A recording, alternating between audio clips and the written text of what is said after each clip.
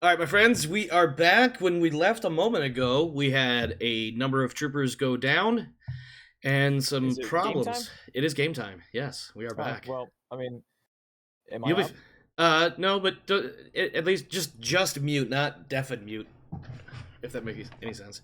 I think our first order of business here is for Mr. Hellwig to figure out what he is about to do, because from his vantage point, he just watched uh, McAvoy and he went into the room, looked like he was about to grab something from inside the room, and then dropped like a sack of potatoes as well. Okay. How far into the room is he? Can I kind of like hang around the corner of the door and grab him, or do I have to? He is here. Let me scooch him up a little bit to represent that he's more in about the center of the room. Okay. Ugh. Like, don't try and grab me. You're just gonna end up getting out of the game as well. Just fucking do Yeah. something else. So I'm gonna report. I'm gonna go on the comms. And report to the XO. That we have multiple troopers down. There's this plant with this mist in there, and that we probably either need to blow out, and I don't know if we can, Oh my but god, bro, you're gonna get me fucking killed over here. secure. Well, yeah, that's right. You probably don't even have your mask on. Oh no, you guys have your No, mask. We all have everyone's our shit on, dude. yeah, Yeah, everybody's yeah. So I full was gonna suited. say, So yeah, I was gonna There's no say, way. Listen. No, go go ahead. ahead. I was gonna say, Well, I'm just just secure the thing and then blow out the air to try to get rid of the mist, because I assume it's the mist that's doing something. okay. So, out of character, obviously, you know, it's a little meta gamey, so you could ignore what I'm saying for in character stuff. But I'm just Right. gonna tell you guys right now, like, there's literally no way, unless you guys don't mind my character dying and three other people dying, with whatever plan you've got going on here to let me eliminate help the out. threat here. Let me We're help not out. go- you either going to go in there and potentially get downed, dragging us out, which is probably what's going to happen since it seems to be skewed towards that in terms of like odds, or you're going to get us all fucking killed dealing with the threat.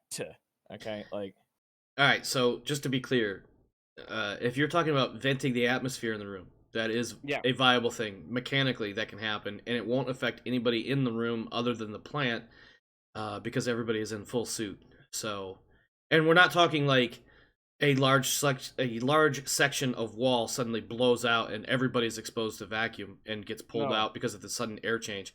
You can vent the atmosphere. It may take a few minutes to fully depressurize or what have you. Yeah. But that is Yeah. an option, mechanically speaking. Yeah. That's what I'm going to recommend. That we depressurize the lab room to the XO. I assume he's still in engineering.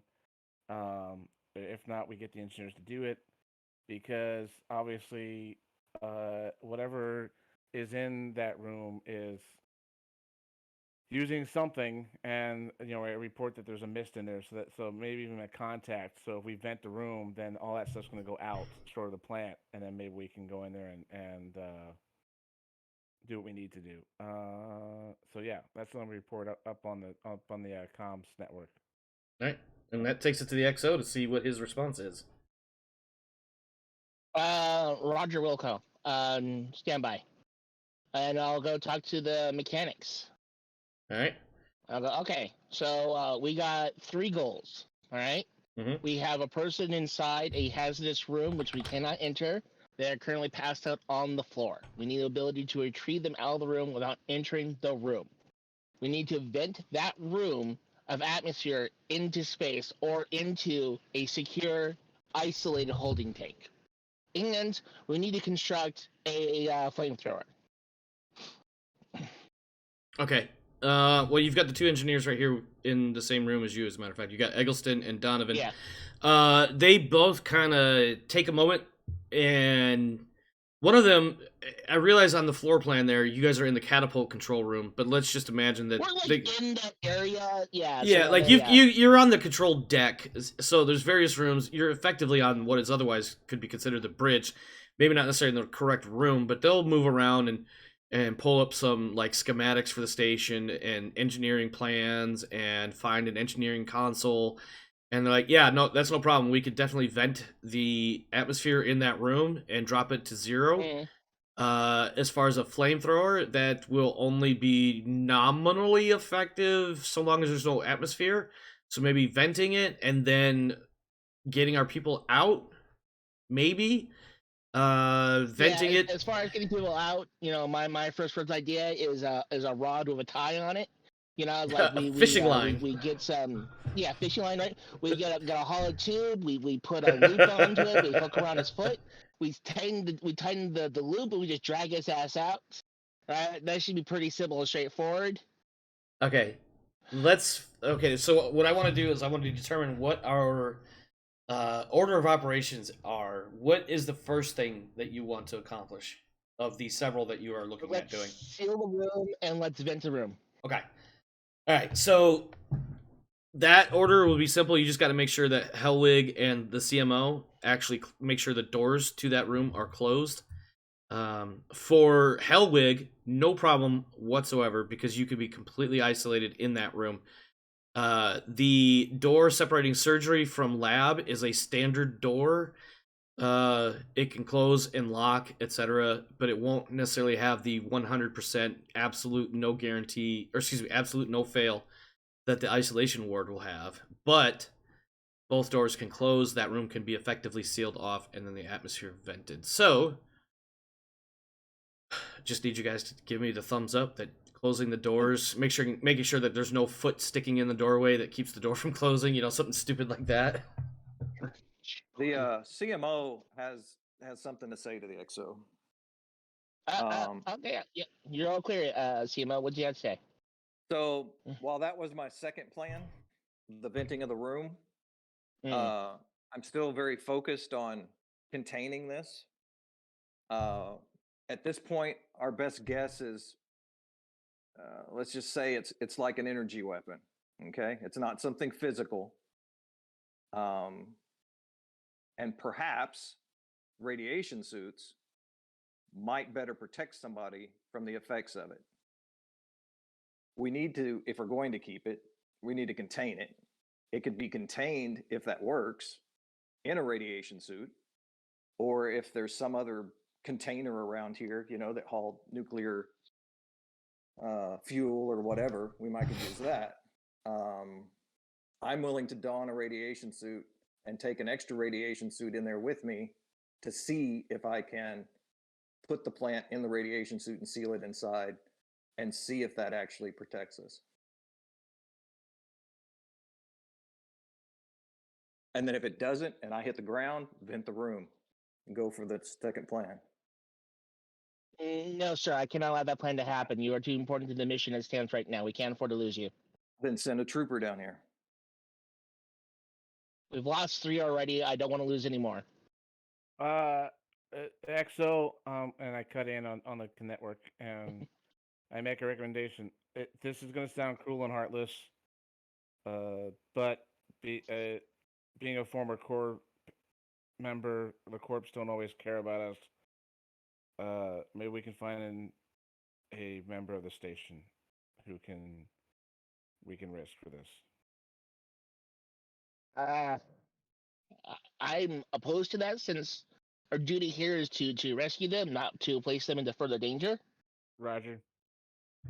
I understand that this is. I cannot place in the word how possibly important this find is, but if it exists here, then it can't surely be unique. Which means it's not worth threatening Wayfinder. I don't believe we have the capability to safely contain whatever this is. Wayfinder is a much smaller station than we're at right now, and it disabled this entire station. I cannot justify the risk. Roger. Close the room. Prepare for it to be to be evacuated.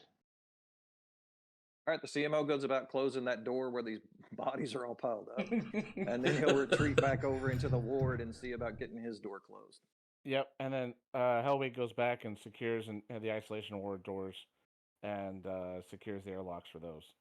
All right. Once I'm assuming you guys will send up the radio report that you guys are all secure or what have you. Probably about 5 or 10 minutes later, after fiddling with the controls and figuring out how the operating system works and how to interface with it, the engineers do their little tappy on the keyboards, maybe a mouse click or something. I don't know. I'm making shit up. But another 5 minutes after that, it reports that the lab atmosphere is now down to 0. Anybody attempting to go into that room threatens the atmospheric integrity of any adjacent room. Entering from the isolation ward, there's actually like this little pop-up warning. Entering from the isolation ward is the recommended route because of the nature of the double airlocks on both doors going into the isolation ward. But for all intents and purposes, that room is now voided. The mist eventually dissipates or is sucked out or something. And I'll report that I see that basically through the observation window and the doors and the airlock that the mist is cleared. We can potentially repressurize, or we can have people come in through via vac suits. Sorry, I'm going to speak as the engineer because I almost said something as the GM. I'm going to speak as the engineer. Exo and Mr. Hellwig, I think going into that lab from the isolation ward is your best course. Oh, well, look at that. It looks like you can actually drop the pressure in the isolation ward as well. So entering from that route, using the isolation ward as an airlock between the lab and anywhere else in the station, that's probably the safest way to go.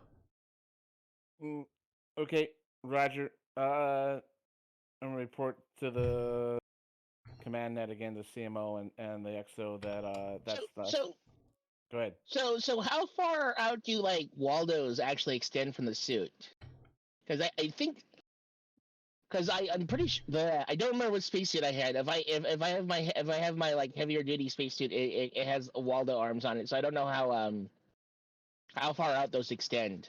Oh, you know what? I don't know either, and I don't have the book directly in front of me. I would imagine maybe a few feet. I don't think they would extend much further than maybe double arm's length. I could be wrong. There may actually be a stat for it, but I feel like they don't necessarily go much further than that. I will say that what you can do is, now that there's no atmosphere in the lab, you can drop the atmosphere in the isolation ward as well, move the casualties out of there, repressurize the isolation ward. You've now, at the very least, separated your people from the source of the problem. Now you just have to figure out how to deal with the problem.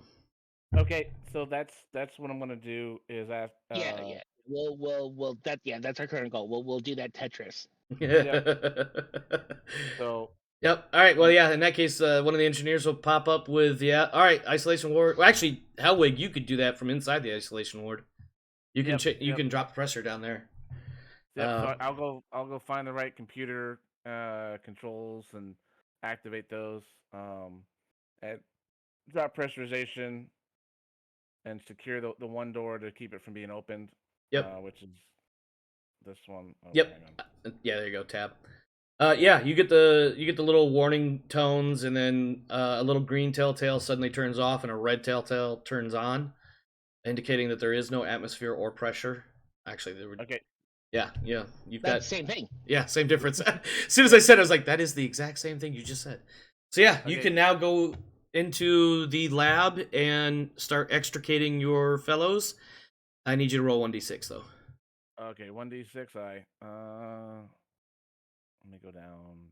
I'm zoomed in. Don't roll a 6. Don't roll a 6. Don't roll a 6. Don't roll a 6. Son of a bitch! I literally. You jinxed me. I did. I said it like so many times. That's probably what it was. All right, so let me explain what is happening. The plant is I picture kind of like a purplish color when you first saw it. When Zam flashed it with not his headlights, his flashlight. Yeah. That purple is fading. It's the roofie. That purple is now turning kind of a pale blue. when you enter the room, you are not incapacitated, but you have the full strength of the worst migraine you've ever had in your entire life. Okay. So you are functional, but don't let anybody ask you to do anything more complicated than what is the answer to 1 + 1. Right. Uh, Wow. as you extricate your fellows into the isolation ward, and you can go ahead and start moving the figures if you want. You notice that purple is fading. First, it's a light blue or pale blue, and then it turns kind of a sickly whitish yellow. By the time you're done moving all, I guess, 4 people into a nice little 4-man push-up thing, that yellow sickly white color is almost a bone white. And as you exit for the last time and close the door, that bone white is now more of an ashen gray. Okay. And I'll repressurize the isolation ward and report to the CMO that I have suffered a migraine. Check my stats. Obviously, like we talked last time, that there's probably stats on the suit. Yeah, Report to upline. Yep. That And then gets I'll- reported across. I'll report to the EXO. It appears that the plant itself is dying. It's basically that color change was going on as I was dragging bodies out. Yeah, And it's a if you can check the footage off the helmet cam, you can see it. yeah. I'll pull up security camera. If there's security footage inside that room, I can Yeah. probably look through that. Yeah, and you notice that, and it's a pretty clear shot because there's no discoloration or whatever because there's no atmosphere in the room, no mist or anything, and it literally goes from a almost an eggplant vibrant purple to white within the span of about 3 or 4 or 5 minutes, and then again a couple minutes later, it's now this ashen gray. Almost the color of what mushrooms look like when you buy them at the store. Probably a great visual, by the way. Right.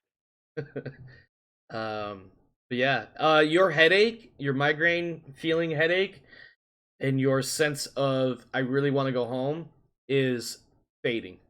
Okay. It's not like when you fall asleep and you wake up and your arm is dead asleep because you laid wrong, and about 5 minutes later it's fine. It's not fading that fast, but it's fading in a similar manner. It's just going to take probably another 20 or 30 minutes for it to finally go away. Okay. Yeah. So then, at the same time, I'm telling the CMO that the door from the store side is unlocked. We need medical attention immediately, and I want to start assessing with whatever med equipment we have, using my own medic stuff to everyone. Okay. What are you looking for? Just a general, what's the status? Yeah. Just a general status. Make sure no one's dying. Okay. Physically, all 4 of them are fine. Okay. Not necessarily, peak readings or ideal readings, but Right. Homeostasis is fine. Once again, typical markers for stress, which one would understand for the situation in general. Additional markers for more potent stress based on the interaction with that plant or in that room. Some unknown markers, indicators relating to various, there's a medical term, I can't think of it, brainwave pattern thingies. Mhm. Oh yeah. I'm not a doctor, so I can't really explain that as well. And then the biggest the fucking nurse has- eccentric. The nurse has depressed vitals right now from being heavily sedated. Yes, exactly. I forgot about that. Yeah, no, the nurse is actually at the moment completely knocked out. Between the sedative and the we'll say psychic assault. But everybody else that went down, including Zamerson's character, they're slowly coming around. Somewhere between drunken stupor and just woke up from a really long nap. Yeah. So I'm going to try to retrieve from the med ward here a reversal agent for the sedative. Yeah. And some kind of stimulant for the troopers. Okay. And then I'm going to head over. You don't want to go that way. It's not that way. Which way? I'm confused about. No, so you want to go through the office and the stores. Like down this way. Yep. Okay. Whatever. Just yeah, because right now the lab, this area here Right. is got no atmosphere and what is believed to be a dead Okay. plant. I couldn't see that line right there. Yeah. That little Yeah. game piece and that body. All right. Yeah. I got you. Oh, for the Okay. record, I know you're kind of late joining the crew or whatever, but these blue markers are just to represent the elevators connecting these decks together. Yeah. All right. So I'm going to start with the nurse just so I can get him on his feet and Mm-hmm. see if I can get his head clear enough that he's any help. Yeah. And then we'll move on to the other troopers and administer, like I said, stimulants to them. I think get them up and moving. so. I would, normally this would call for a roll, but here's what I'm looking at. You're looking at a target number of 8 because this is basic medical stuff, and with a +5, you basically need to roll a 3, which basically means don't roll snake eyes. Why did you say that? Well, because I'm not gonna have you actually roll it. Okay, good. I feel like this is really, almost routine, Yeah. routine difficulty task, because you're just administering some basic medicine to more or less get them back up on their feet, and I don't really see the We're need for talking all like Excedrin migrane, for Yeah, the yeah, troopers. yeah, like, A caffeine basically- boost and some analgesics, yeah, some the equivalent of giving them what could otherwise be purchased right over the counter. So and then like Narcan for the nurse. yeah, something. Give them a little adrenaline or something. But yeah, that takes care of that situation. So McAvoy is more or less back on his feet. He might be a little bit groggy, a little bit out of it, but otherwise fully functional. Hellwig is fine. Shortly will be 100%. His headache, etc., is fading. We still have the possibly dead plant in an otherwise unpressurized room. We also have the generic mission of restoring station operations. What is our next move, starting with the XO? To keep the plant room. Okay, so everyone inside the plant room is now cleared, right? Correct. And they're being restored. All right. Yep. So we're gonna keep the plant room isolated, and we're gonna keep that plant room at 0 pressure. Okay. I'm gonna deal with that later. Probably still gonna burn it, but we'll see about that. Fire. Kill it with fire. Nuke it from orbit. That's the only way to be sure. Yeah. Yet no, another I'll yet still another have- alien reference, by the way. Yeah, I'll still have one of the one of the mechanics, because we have access to like PRO2 and all kinds of stuff on here. We should be able to make some kind of like flamethrower or firebomb on here. It's like so that shouldn't. I mean, you mess with could that on literally, station. like, if you really wanted to. I mean, some of the stuff might require skill rolls, but you could literally pump straight oxygen into that room and throw it a match and watch it all burn. Yeah, I played Space Station 13. I've definitely seen that happen. A quick side note, one of my favorite things. So I have these candles that I get every now and again, and these are the big, like, I don't know, what are they, like, maybe 1.5 inch diameter by about 3 or 4 inches tall. So it's a candle that'll burn for a few days if you let it go continuously. But one of the things I love to do is I'll just put the lid back on top of it. I don't have to worry about blowing it out, dealing with the smoke smell or anything like that. But I love to do it because I watch this flame, and in the camera you'll see my hand here. I'm kind of representing, the flame starts like this, and it just gradually diminishes, and then it just kind of poofs out because there's no oxygen in there. I don't know why I wanted to share that story. I have weird ideas from time to time. But anyway, yeah, so you definitely have access to do all the alchemical things, we'll say. What do you guys want to do? First, we've got the XO basically trying to come up with a plan on how to continue restoration. We have as far as everybody knows, a mostly dead or dead plant safely contained with no atmosphere, so it should stay dead in theory. We have a few troopers that are a little a little under the weather, but otherwise are fine. We have a chief engineer that was playing mad scientist with different parts of the station. We have a station's crew that is being currently segregated in order to keep them all in one spot, mostly just for safety purposes. And I think that's it. We still do have a couple people unaccounted for.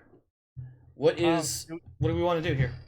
So my next question is going to be: do we have any isolation pods, isolation containment things? Because we could, and I'll bring this up to the XO, that we could potentially re-enter if the plant looks like it's dead with the vacuum still going on. Re-enter the space and cut it up and put it into a containment. Like Space, little, right. sample container kind of sort of deal. Yeah, something to like keep it isolated from anything else. I feel like Um, this station having at least the basic lab setup would have some sort of specimen containers or sample containers.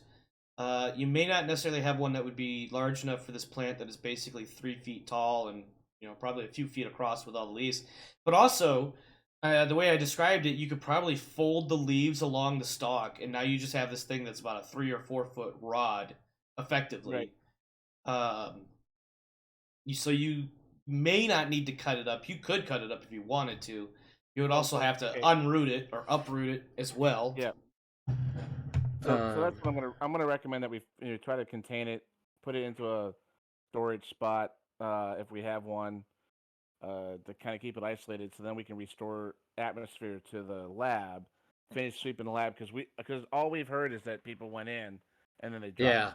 Yeah. Yeah. I mean, well, it's up to the XO. He's the one calling the shots here. I'm just the GM, and not general manager. I am the game master. That was a bad joke. Sorry, guys. Yeah. So the CMO mentions that this is quite out of our league. And if it is contained safely where it is now with no pressure, I think we should leave it, and Flex should contact whatever kind of xenobiological society they want to come and deal with that specifically. Yeah. The CMO does not like the idea of bringing it on our ship. No, I No, don't think that's a there's bad any idea. way- No. Well, I don't want to bring it on the ship either. I think what you're trying to Yeah. do, what Hellwig I think is trying to do, is he's trying to relocate the plant on the station just to a different area so that we could continue clearing the lab. I think is what his idea was. Yeah, basically that's what I want to do is basically contain it, because obviously it looked like it made somebody go nuts and turn the robots on everybody. It dropped a bunch of us, so if we contain it, keep it from spreading this mist. I assume the mist is what's doing it, and I don't know how the mist is getting through our suits. That's not my ballywick, but yeah. And then we just move on to doing whatever else we need to do to certify the place is safe. Yeah, the mist could have just been what the engineer figured out the plant needed to thrive. Who knows at this point? It's completely alien, which is why the CMO wants to defer to xenobiologists.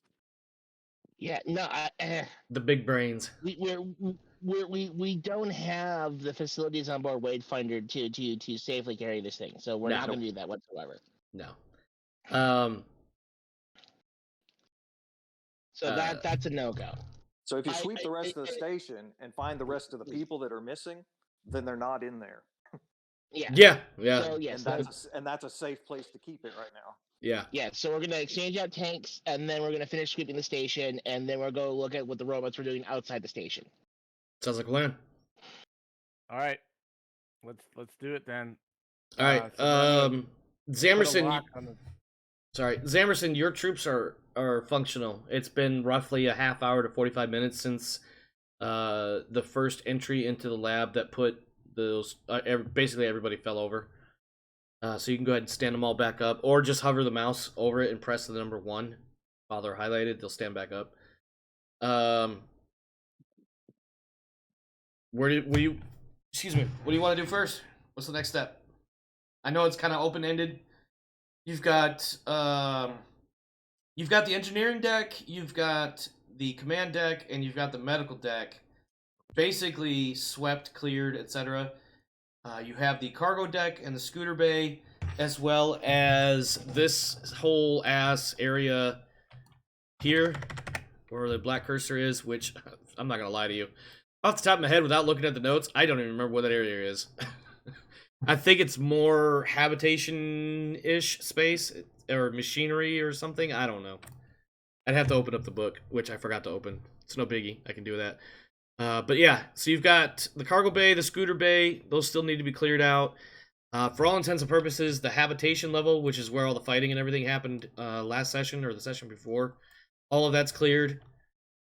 These also for Thurgor specifically, but as a reminder for everybody, these dice that are down here, for some reason that's a 4. I think that's 3.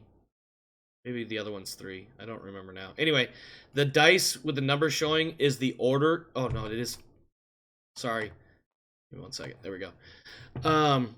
The dice indicate the level of the individual decks. For some reason, when the people put this book together back in the 80s or whenever it was, they decided to do something closer to clockwise instead of something that made sense. So, basically, you've got deck 3 and deck 4 to scoop, or not scoop, but to sweep and clear, as well as this deck. But I will go ahead and tell you right now, unless you want to explore this deck over here, there really is no reason. GM to player, there's no reason. There's nothing important to our story here. Probably shouldn't have told you that, but for the sake of time and all that, I figured I would. What do we do? Right. Well, I'm just waiting for our incompetent leadership to give me some more dumbass orders. So, I mean, that's all I'm supposed to do right now. I don't think your leadership was incompetent, just for the record. I think they're pretty incompetent. We just set 4 people. No, into okay, into a so fucking room to get to be ourselves fair, the dice failed you, not your leadership. together. Now, They from should've your figured out character's that the one person perspective, walked in and gets knocked the fuck out instantly. That should have been instantaneously like, okay, we can't send people in this room. But you know, I'm a troop dumbass, so I have to do what I'm told. So I didn't want to fucking even go in that room. Really, I wanted to fucking torch the room, honestly. And guess what? We ended up killing the plant anyways. So thanks, leadership, for sending me and my entire fucking team besides Aola, who already went in there to go get fucked. Plus some other dumbass. Thanks a lot, guys. Really fucking appreciate it. But yeah, no, I'm just waiting for some more dumbass orders. Honestly. I really hope all of that was in character. Other than him saying it out loud. If it was in character, I'd be saying it in a southern accent, but you know. Yeah. I mean, it was these orders that got me to basically be out of the game for nearly an hour now. So out of our usually 3.5 hour to 4 hour fucking sessions. So I mean, I don't know. I'm just waiting at this point. Like, what do you guys want me to do now? I really wanted to say something. It was going to be incredibly sarcastic, but I feel like it's just. Go on ahead. I just feel like it was going to be throwing gas on fire if I said it. So. I mean, like, does the XO/CMO want us to go fucking save another alien plant to get us all fucking killed again? Or, like, I don't understand. Like, what do we want to do now?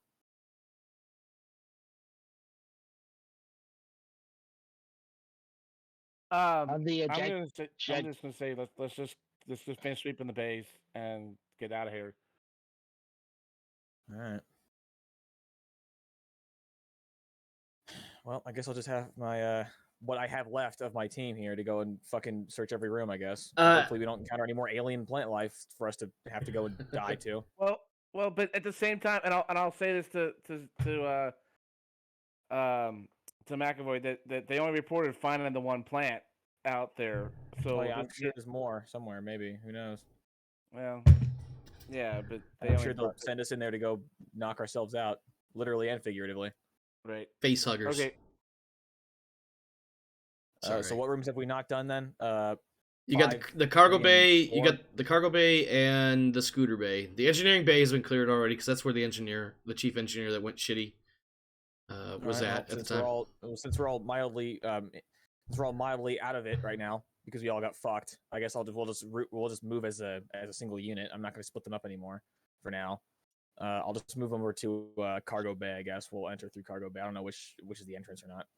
Either one, they're all the same. It's also, if you want to bring Aiello down, he is now available. By the time you get down to the cargo bay, he is. Let me rephrase that. He's on the entire other side of the station. Yeah, no, I know, but also I was gonna say that in order for him to come back in, all it needs is some medical person to be like, "Yeah, he's fine. He can go back." I was fixing to head up there mainly because I wanted to check out the engineer to see how, if he had turned around or whatever. Okay. But then I was going to check out Aiello and, check out the other station people because we've got to make sure they're able to do their jobs when we leave here. So I Right, was right. gonna get me and the nurse were gonna go and check everybody out. Okay, They were let me being told. do the cargo. It should be pretty Yep. easy because the long and short of it is that in the cargo bays is a bunch of cargo containers. There's various manifests. There's tools for maneuvering cargo containers around, as well as access to the exterior of the ship for obvious reasons, because cargo coming on, cargo coming off. For all intents and purposes, as you spend probably half an hour working your way through and checking things out, there's really nothing going on in the cargo bay. Cargo bay is clear, no threats. Okay. All right. What's next? And then to the CMO, choose an individual and or small group of individuals that you want to check out first. First, I want to check out the engineer. I want to see the original engineer for the station here. I want to see if his conditions improved. Right? Then I'm going to check out the trooper, and then I'm just going to do pretty much A little vitals and sweep all that through. other kind of stuff. Yep, on all Okay. the rest of them. All right, we'll do the. You said the chief engineer first. The engineer of the station, the one that went crazy. Yep, exactly. Yep. Yeah. So Berghofer is currently. So when he was first brought up here and sequestered, he was mostly non-responsive, semi-catatonic.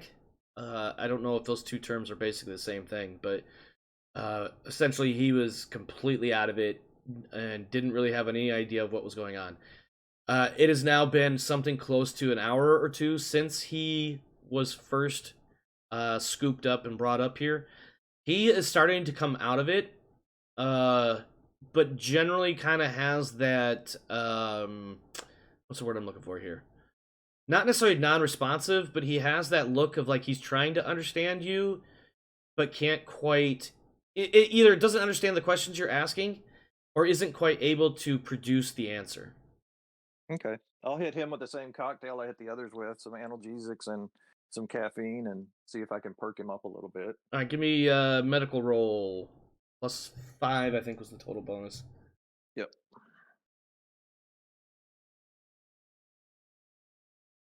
Hang on, it's hard for me to. Dang it. Yeah, you gotta wait for that stupid There we little go. red dot to pop up. Poof. That's a total Well, of that- 14, so I think that is going to be enough to get him to start to come around. Unfortunately, he still is not capable of giving really good answers. The gist you're getting is, first, if and when you mention anything about what he's been up to or whatever, he just can't quite give you an answer. It's kind of a... I'm not asking him any questions other. Oh, sorry, than go to ahead. Yeah. establish whether or not he's has his faculties about him. So I'm not asking him anything. Okay, specific about okay. What's going Yeah, on. sorry. I'm asking him his name and what's today and that kind of Oh, stuff. to yeah, see if- he'll give you his Yeah. name, Berghofer. I don't remember off the top of my head without looking what his first name is, but he gives you his name, and it checks out. He does not know what day it is, and in his mind, the day is actually about 6 or 7 days ago. And even Okay. that, but even then, he's kind of like, that doesn't sound right. That doesn't seem right at all. Is Tuesday? Well, let's see, it's Saturday the 24th. So he's thinking it's like Monday or Tuesday, not Saturday. And, Monday or Tuesday days ago. So like, Well, I'm nice to him. I tell him, hey, stay here, keep resting. And as I move on to the next person, there's 3 troopers here, right? Yeah, well, Watching yeah. over all this. yeah, I'm there's going to a, mention to one of those to continue keeping an eye on him. That he's not quite all there. yeah. And then I'm going to go to ALO Okay. and check them out. All right, we'll come back to that in a moment. Hellwig, Yeah. anything in particular that you are working on? So I'm indiscreetly kind of looking at the cargo manifests, looking just to see if there's anything secretive or spooky kind of going through. But otherwise, I'm kind of I'm making the fourth with McAvoy's team to kind of help round out the sweep. So Okay. Yeah, no, same thing. Just nothing seems out of the ordinary. Everything seems normal. Cargo, right. like, this is literally just cargo. No threat. Nothing seems wrong. You probably noticed, because you're a cop, that maybe somewhere along the way somebody didn't quite fill out this one form correctly, but it's clearly an error and not like trying to It cover wasn't something up. malicious. Yeah. They dotted an I when they should have crossed a T or something stupid like this. Yeah. Form 12 Cocaine of the car. yeah, block 12 in the ID 10T form wasn't filled out properly. Correct. Should have been blue ink, damn it, blue ink. Yeah, I love Wiggles' cargo. Random stuff, diamonds, cocaine, random stuff. Nope, everything checks out. And speaking of Wiggles, actually, XO, what are you doing? What's your first task that you want to get after? So the first major task is to do the tank swap out, and then after that is to talk to the EO and go explore the outside of where all the fucking robots are going. Okay. And you're talking about Alia Wyatt, your wife, Yeah. who is back on the ship. When we did, well, I'm just going to assume that the captain has all the information, or the bridge crew has all the information that the crew on the station has. So it won't take very long for Alia to pick up the fact that there was obviously work going on the outside of the hull. Give me an engineering roll. Yeah, sure. Do you have any particular speciality or just in general? Because I got power plant and I got stutter warp, so. Well, yeah, just give me a generic. All right, education? Yes. All right. You're gonna need a 10. Oh, I'm unlikely to make that. I only have a +1, but I'll still go for it. Oh, I got an 8. All right, It's kind of like a 10. It's kind of like a 10, but it's not, so we'll call that something else that Traveler doesn't use, which is partial successes. It looks like the robots were attempting to construct some sort of makeshift propulsion system, but what specifically they were doing as to like what kind of propulsion system, how it was actually, whether or not it was going to work, all that stuff, it's not clear. The short of it is they were trying to do something to make the engines, or excuse me, not the engines, but they were basically trying to add engines to the station, but any specific information is not available. I'm trying to make the station mobile.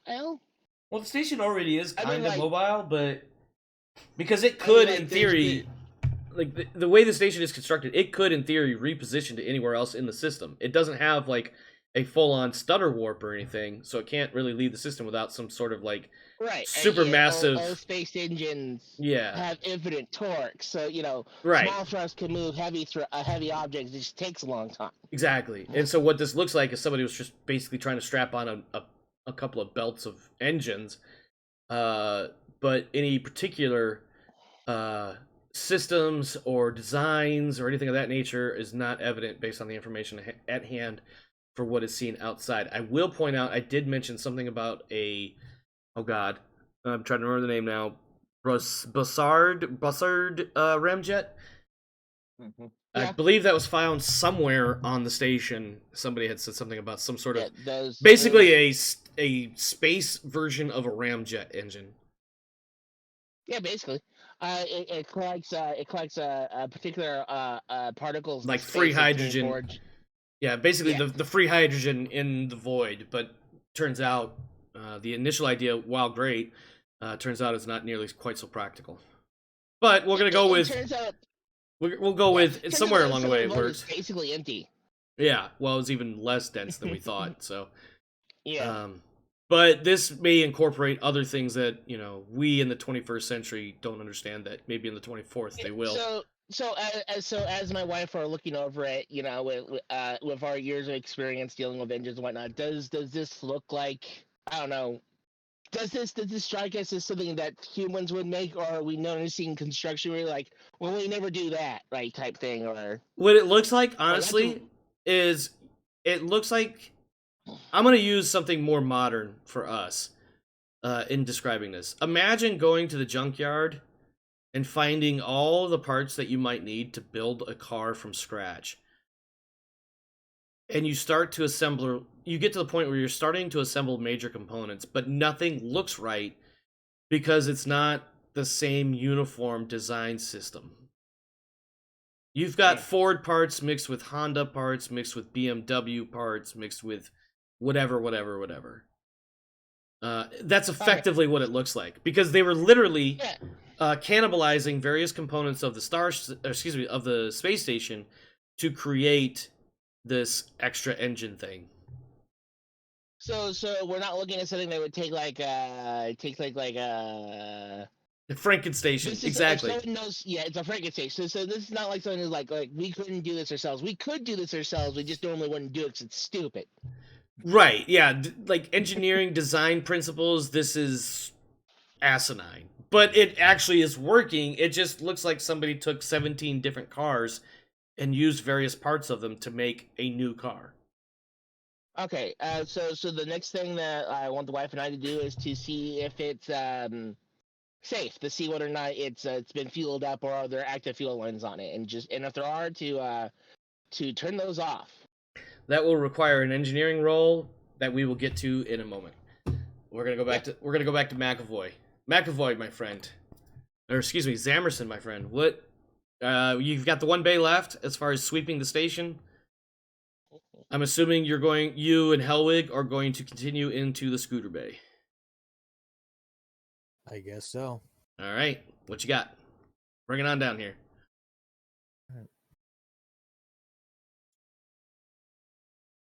Okay.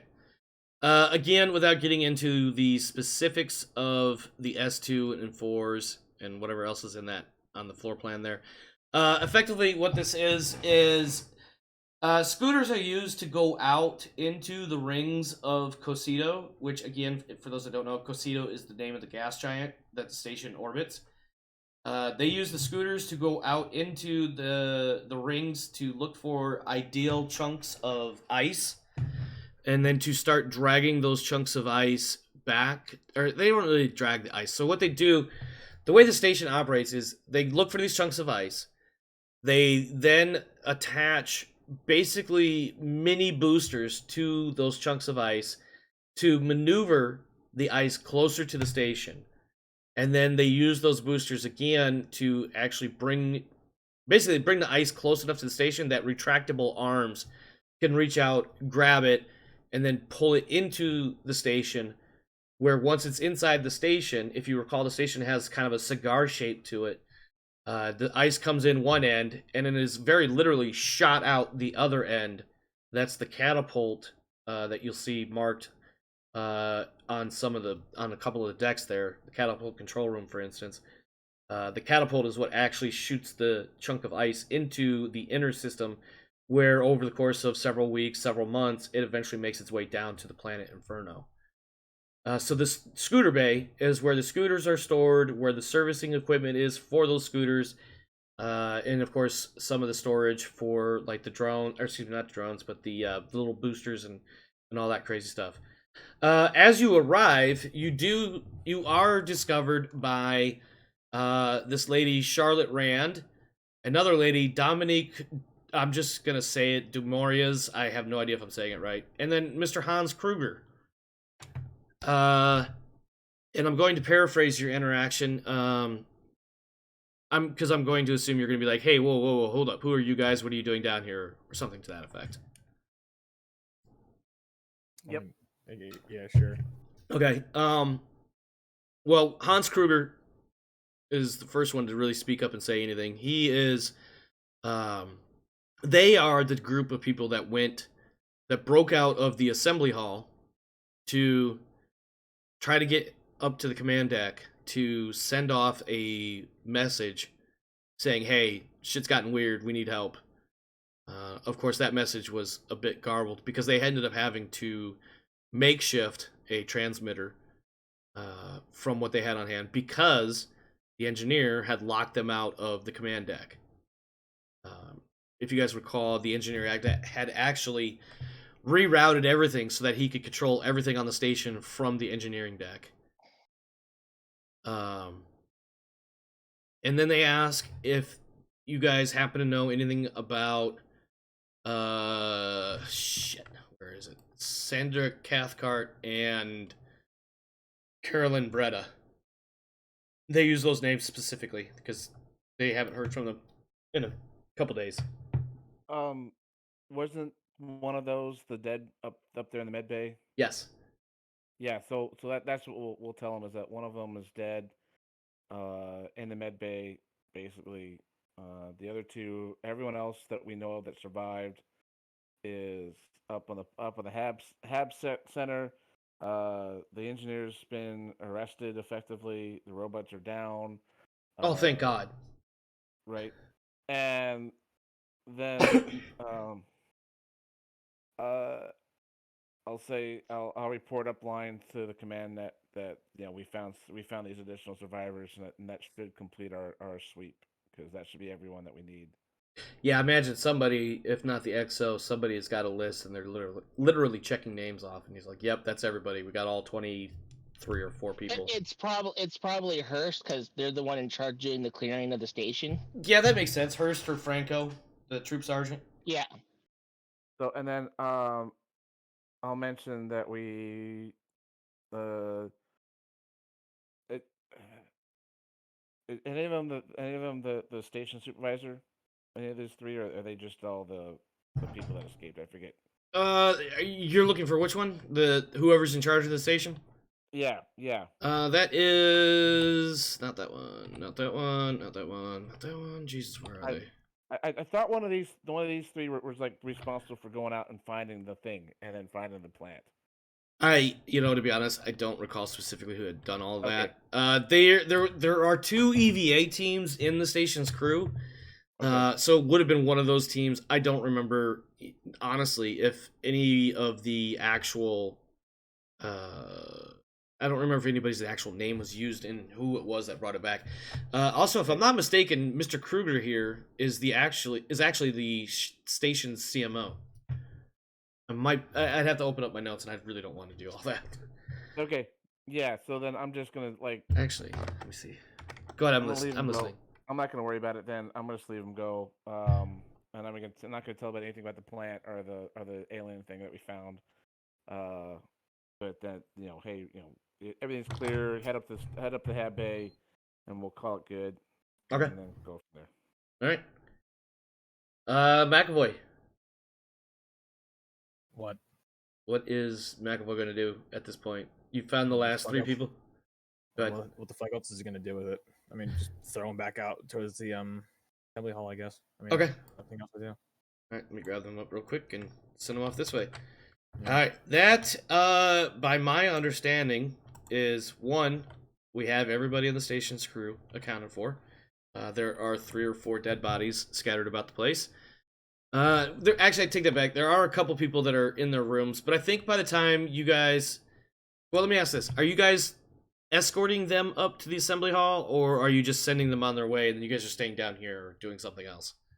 I guess we'll escort them. What else are we gonna do in this room? Yeah, I mean, you could take a scooter out for a joyride.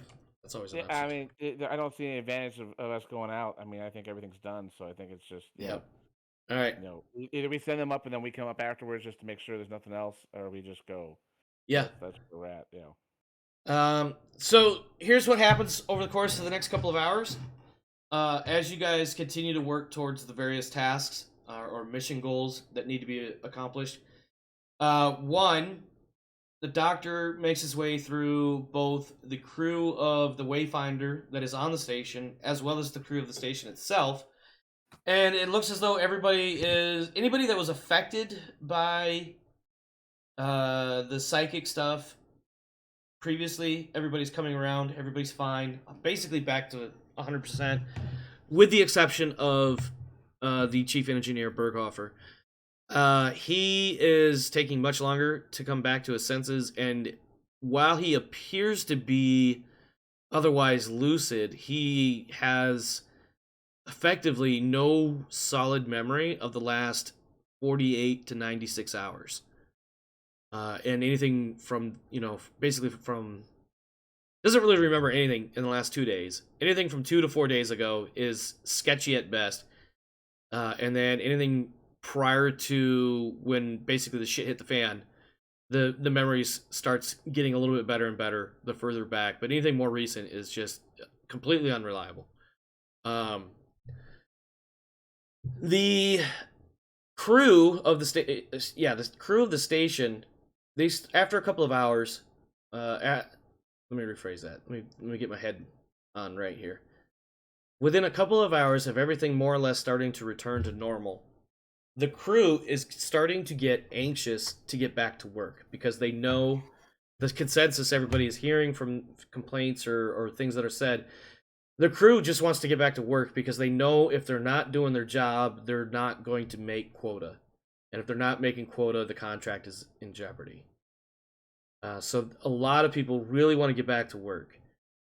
Some of the engineers will approach the XO or the troop commander and troop sergeant, and effectively they want to start getting out there and taking shit apart and putting things back in order. As far as the engine stuff that was being mounted on the hull of the station, they want to start dismantling it and putting things back together. And they know it's going to take time. But the sooner they get started, the sooner they'll be finished. On that note, XO, Captain Briggs is contacting you on a personal... This is why. Sorry? Yeah. XO, I need to give you a quick update. We have a ship inbound. It'll be here in about 12 hours. They are bringing support personnel as well as a few engineers to assist with local repairs. Go ahead and let everybody on the away team know that you will be rejoining the ship shortly. We will be heading back to Inferno once we depart here. Roger that. What do you want to do with the plant? Fucking Christ. I think you... Really? Are you fucking serious?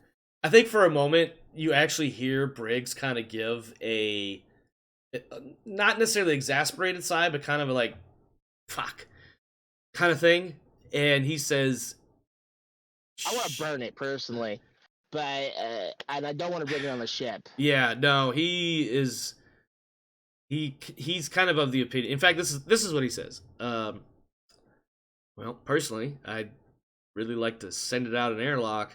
However, apparently there are two bigwig science people on that ship inbound, so we'll need to let them take it.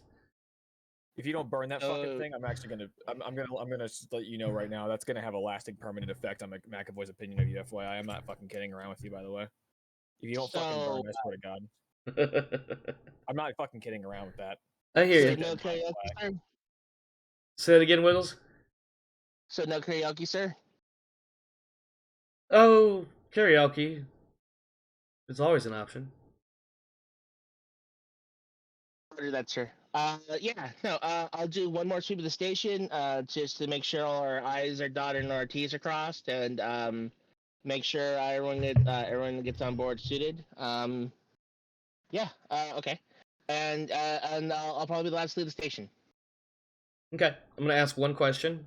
I know what McAvoy's I'm gonna ask a question. I know what McAvoy's answer is going to be, but somewhere between McAvoy and the XO, does the plant retain physical integrity? I'm gonna disable the security cameras while making a copy of it, and then I'm gonna increase the O2, and then I'm gonna set some wires to Arch. Oh, that's a shame. That is such a shame. Well, it looks like those science nerds will have nothing really to examine. Fuck them. All right. On that note, This causes us to lose the war that we're going to be going into in a couple months. So yeah. At least we'll all be sane and not experiencing migraines. Fuck scientists, dude. Honestly. Yeah. All right. Yeah. So effectively, what happens is over the course of the next several hours, the crew of the station slowly start getting back to work. Some are taking rests, naps or what have you, grating some food, whatever. Others are suiting up to go onto the exterior to start dismantling whatever the hell it was that Berghofer was working on. The ship that the captain referenced, an Anjo, it's a French word, I'm probably saying it completely wrong. But an Anzio class freighter arrives about 8 or 10 hours later, docks with the station. There's a little bit of a meet and greet and a back brief, so everybody's brought up on onto the same page here. It is noted that during the sweep and clear of the medical deck that there was an erroneous input made by one of the engineers that the XO was able to catch, but unfortunately he wasn't able to catch it fast enough. That caused, instead of draining the atmosphere in the lab, it actually flooded it with pure oxygen, which during the process of that condensation caused an arc on some of the wiring, and everything in that room was immolated. Fortunately, nobody was harmed, but the weird alien plant thing was destroyed. Thankfully, the XO was able to quickly rectify the situation by venting all atmosphere from that room before the fire could spread, because, fire in space is pretty fucking bad. Fire in space is pretty fucking bad. The on board the Anzio freighter is a security detachment that takes Berghofer into custody. He is summarily cuffed and led off the station. A new engineer, according to Marianne Drake, the point of contact that sent you out here in the first place. According to her, a new engineer will be along sometime in the next 3 to 4 months, they expect. And on that note, a similar instance of security concerns is addressed on board the Wayfinder. As the pilot of the ship, and I actually need to open this file up, so give me half a moment, because I don't remember what her name is.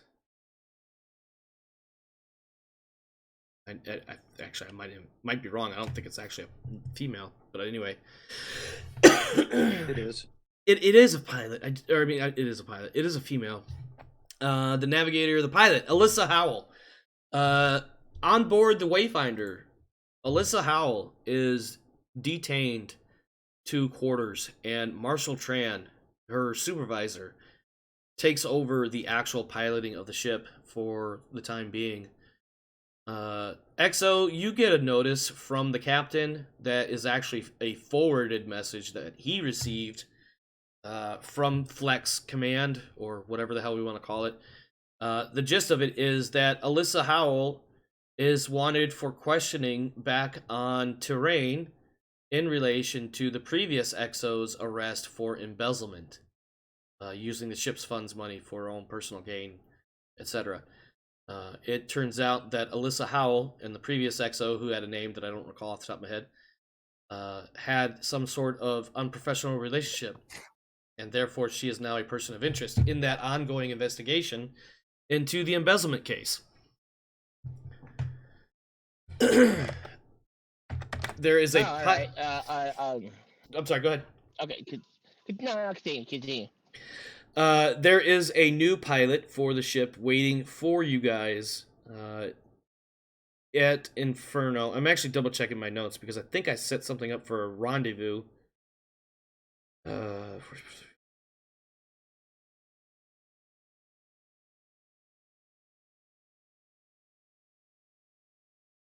Okay.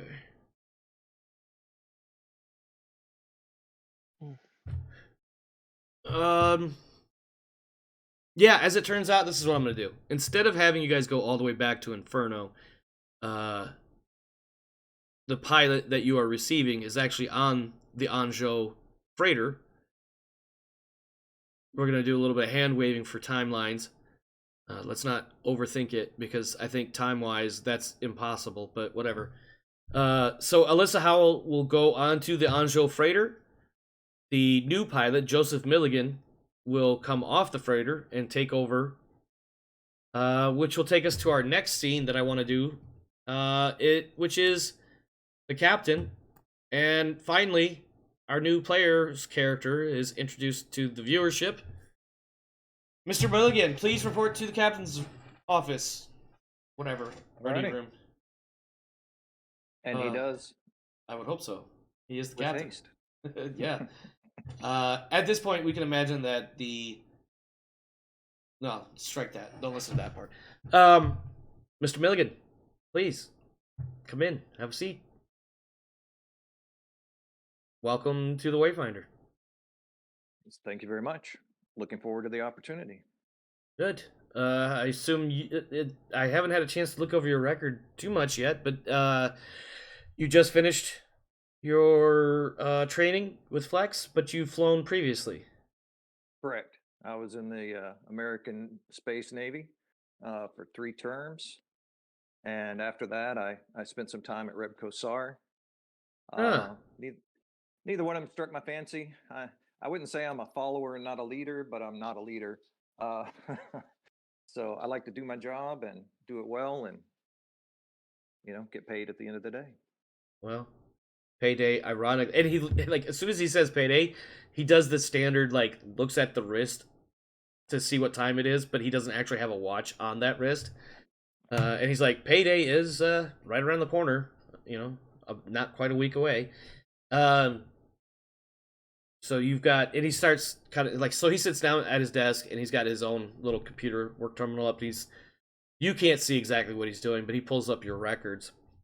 Right. And he says, okay, well, you've definitely got, all the flight hours needed and the training and the certifications and that stuff. How are you at FTL navigation? I said I can handle that. All right. Well, that's good. Marshall Tran will be your first line leader, your supervisor. He'll be handling most of that navigational plotting. You just basically keep the ship pointed in the right direction. Pretty simple. I'm sure you can understand that, how that works. I've did a little bit of flight time myself, but it's been years since I was on the stick. Nothing terribly difficult. We'll be heading off into the French Arm. Our first main stop will be Beowulf for the French Armed Squadron Command office. Obviously, our next stop will be Bressier. I still probably said that wrong, but and I think Briggs will even say that. I'd be like, I still think I said that wrong too, but it's French, so who cares? How do you feel about the French Arm? Do you have any experience out this way? He says he was born in Aurora. Oh, so you're definitely a French native, almost. Actually, the colony I was from, there's very little French. I know a smattering of French, but mostly I was around other English speakers and Germans. Well, it's a good thing that most of the traffic control will either be speaking French and English, or not even handled by you. It'll be handled through the comms guy. So, have they given you a place? Have they situated you in your quarters yet? Not yet, sir. I came to you as soon as I came on board. No worries. We'll have the chief of the boat, or perhaps his little assistant will help you out with that. We'll get you squared away. Yeah. So you'll be on the first shift. 8 a.m. to what was that? 4 p.m. or 8 to 1600. That'll be your primary duty shift. Of course, having to fill in when needed for other things. Do you have any questions for me? Are you married? Do you have any kids? No, sir. Well, that just means you'll have more time and energy for us and not for them, I suppose. I don't know. I was going to go somewhere with that, but I don't remember what I was going to say. And he'll stick his hand out and he'll say, well, once again, welcome to the Wayfinder. Let me get the chief in here. We'll get you squared away. And do you have any questions or anything for me? Just want to make sure that you're aware that I'm neurally jacked and bridged, and usually operate a ship with direct connection. Is that going to be any kind of problem? He kind of gives you a weird look, but it's not a judgmental or cyber stuff. It's more of a like he just wasn't expecting that, and like he missed that part in your file, I guess. And he's gonna say, yeah, no, shouldn't be a problem. Let me know if it is. I don't know, I'm pretty sure. And then he's kind of like rambles off, and his eyes gloss over as he's trying to remember, does my bridge even have that shit on? Like, this is not an old ship, but it's not a brand new ship, so maybe it does? Most people just fly with, like, I don't know. Obviously, they don't fly with mouse and keyboard. They use a joystick. But, something like that goes through his head. Yeah, the pilots are using PlayStation controllers to fly the ship. He's like, you want to jack in? What's wrong with a PlayStation controller? I'm totally making that shit up there, but yeah, no, that shouldn't be a problem. We'll figure it out. Or, I mean, can you fly manual? Is that what they call it? If they're not jacked in, is that still manual flying? Yeah. Oh, I can definitely do that. Okay. I said, but being jacked into the ship takes away the time of a physical reaction, and I can perform my tasks at the speed of thought. And as a FedEx driver, I can tell you that it's approximately 1.5 seconds from the time something happens to the time the driver actually physically responds, because of 3 different things that each are roughly a half a second. That I can't quite remember all 3, but it's not important right now. Yeah, no. So yeah, he's like, yeah, I totally get the speed of thought versus, the manual response time. No worries. But yeah, all right. Let me get the chief of the boat in here. Let's get you going. I've got a few other things I need to attend to here, and we really need to get the ship underway. All right, yes, sir. And then on that note, McAvoy, as you are getting yourself more or less resituated back on the ship, you have somebody knocking on your cabin door. Knock. After a moment, there is another set of knock, knock, knock, but this time it's a bit more assertive.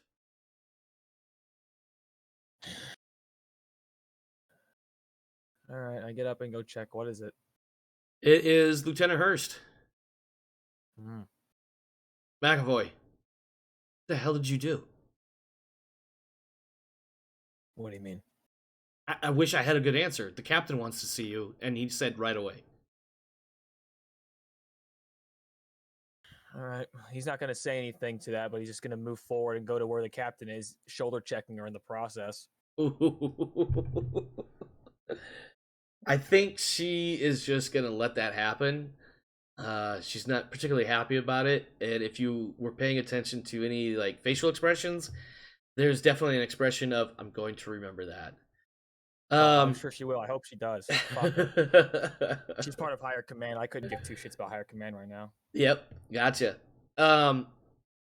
Yeah, so the captain's door to his office is closed. He's, as far as you can tell, he's in there. All right. Excuse me. Enter. You needed me? Mr. McAvoy. Yeah. Come in. Have a seat. I'll stand. He'll just kind of give you a little shrug and be like, whatever, fucking stand then. He doesn't say that, obviously. He taps at his computer a few keystrokes or whatever, and what he's doing is he's pulling up a record file, and he turns it around. He turns the monitor around so you can see it, and we see, if this were a TV show, the camera would show us that this is a personnel record file not constructed by Flex, and it's not Steve McAvoy, but rather Shane Huckleberry. I believe Shane was his first name. I could be wrong. Am I right? Yes. Was it Shane? Yeah. Okay. Yeah. You got it. It's actually Shane Huckleberry. And the captain leans back in his chair and folds his hands, or, folds his fingers, whatever the fuck, folds his hands in front of him, and he just gives you kind of a sharp look, and he says, so, got anything you want to tell me?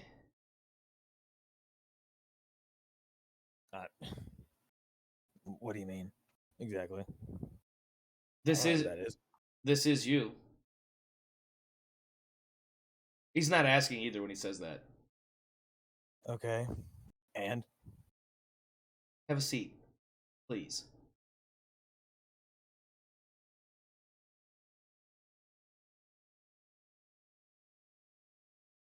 I'm just dead staring him right now. Fine, suit yourself. We never did come up with a name for your pirate band, did we? We didn't, did we? God damn, that's right. We didn't. Fuck. Okay. All right. That's with 7 S's. It was Butts 7 with 7 S's? S's. Wow. What is that? Butts? Fuck. Uh, Oh my god. Okay, you know what? That was funny. He basically shrugs again. He's like, fine, whatever, suit yourself. And he turns the monitor around. And he says, listen, I don't give a shit. What I do know is this. You have a certain set of experiences that nobody else on this ship has. And I know that you were sent to my ship. Whether it was because of those experiences or because luck of the draw, I don't know. But I do know this. I know you, Mr. Huckleberry. I know who you are. I know what you're capable of. And I know your actions on the station were, shall we say, restrained?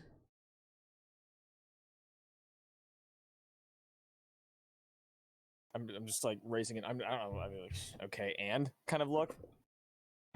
Like, Mr. Huckleberry, Mr. McAvoy, whichever name you prefer to go by, really don't care. I'll call you McAvoy. You can wear this mask if you like. I find myself in a situation where I have a problem and I need a tool. But the problem I have is I don't know what the problem is, and I don't know what tool I need. But when I look at you, after having finally found your file, I know why you're here. It is because you are the tool I was given. The choice that you have is whether or not you will continue as Mr. McAvoy, or if you will continue as Mr. Huckleberry when I need a hammer.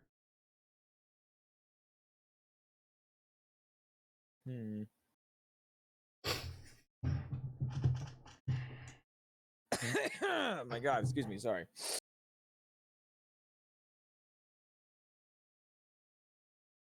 I don't know how to respond to that. I mean, shit, fuck, what do I say? Fuck. Mr. McAvoy, times are changing. What we know now will inevitably... That's not even a word. Will inevitably... Because I tried to say 2 different words at once. I'm sorry. Let me try that again. Mr. Don't worry about McAvoy, the times are changing. Inevitably, what we know now will be different in a week, or a month, or a year. What I do know is that within a day, a week, a month, or a year, I'm going to need a hammer, because I'm going to have a nail that needs to be sunk home. Can I count on you when that time comes?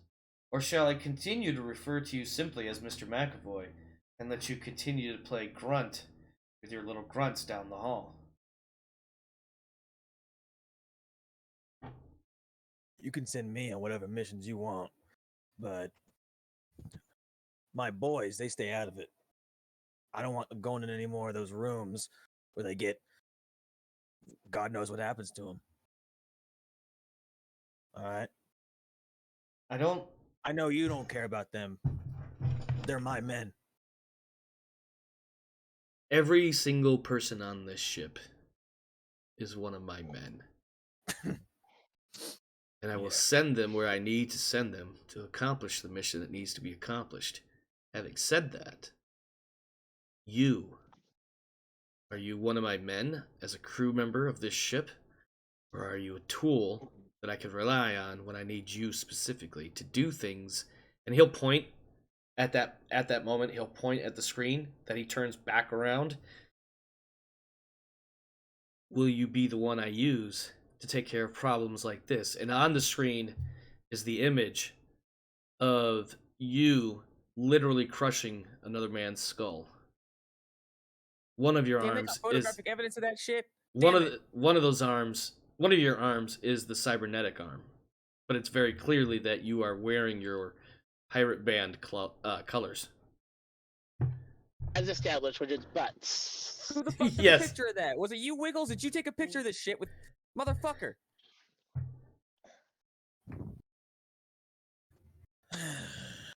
I know your history, Mr. Huckleberry. And I know this bullshit history of Mr. McAvoy, which, for the record, doesn't go very far back. Really shitty job of putting that together. Whoever did it. But what I know is, you're here, and I see a tool. Do I put you with the rest of the tools, or do I keep you on the ship? To be clear, what he's asking, that you're probably going to be picking up on as a former pirate, yeah, he's asking is, can you rely on you to do some extracurricular bullshit, or are you simply a member of the crew? Just leave my men out of it, and you can use me for however you want, I suppose. I'll do it. This conversation, sure, I really don't need to say this. This conversation never took place. And when he says that, you notice he's got a small device on the top of his desk, like kind of like where your mouse might sit if your keyboard was in front of you. And he will turn that device off and then put the device back into a desk drawer. And he says, Mr. McAvoy, good job down there. I want to commend you personally on your efforts at securing that station, and please understand that when Troop Commander Hurst and Commander Wyatt sent you and your team into that room, it was a calculated risk, and unfortunately it was one that blew up in our face. I am fortunate that nothing lasting happened. Yeah, you're damn right you're fortunate. I don't want you sending my men into those kinds of things anymore. Your men are ship's troops, are they not? I'm sure you knew damn well what you were sending them into. We had no idea. We had no idea what would happen. Oh, you had an idea. We already had one or two people already have to deal with what happened in that room. You know. You may have a point. I do know this. You and your men performed admirably. I'll see to it that they're recommended for awards, and that those awards get pushed up. He kind of rolls his eyes at awards, as if that means anything to him, or probably any of these. Well, maybe it means a little bit to the little guys, but Yes, but also, if you notice, his tone is a little bit different now. Well, is that all you wanted me for, then? Choose one of your team members. See if we can't get them a promotion. The one that you feel is most deserving and most capable of performing at your level. goddamn, I want to say Carl because it's kind of a Because it's Carl. Because it's Carl. You want to say that? I want to say Carl. Kirsty's arguably the best one though. Yeah. Well. I also want to get this moving. I want to let somebody else have some time to do stuff, but. So I'm gonna be quick about this. Eeny, meeny, miny, moe. Well, no. To be clear, he's not asking for a name right now. You can come back to him later that day or tomorrow or something like that. All right, that's fine then. Yeah, he's not expecting an answer on the spot. But yeah, other than that, that's all he's got for you. So unless you got anything else you want to tell him where he's fucking up his job at. No, I've already made it pretty clear what I think about him and the rest of the fucking quote unquote high command of this fucking ship. Who. You can't fool me, assholes. I know you guys know damn well that was the fucking knockout room, and you fucking sent my dumbass and my team in there anyways. Okay, I'm never gonna let you forget that, and I'm never gonna forget it yourself. Okay, fuck fair, you guys. Fair. You could have just torched it, and it ended up dying anyways. So, but yeah, he's just gonna walk out, I guess. I mean, business is over. Yeah. Yeah, the captain he'll get ready to start saying something, and then he's just like. Kind of waves his hands like, fuck it, it's not worth my energy. Yeah, and then the last thing we have, let me see my notes here. The last little thing we have for tonight, XO. Or rather, hold on, stand by. Let me look through my notes.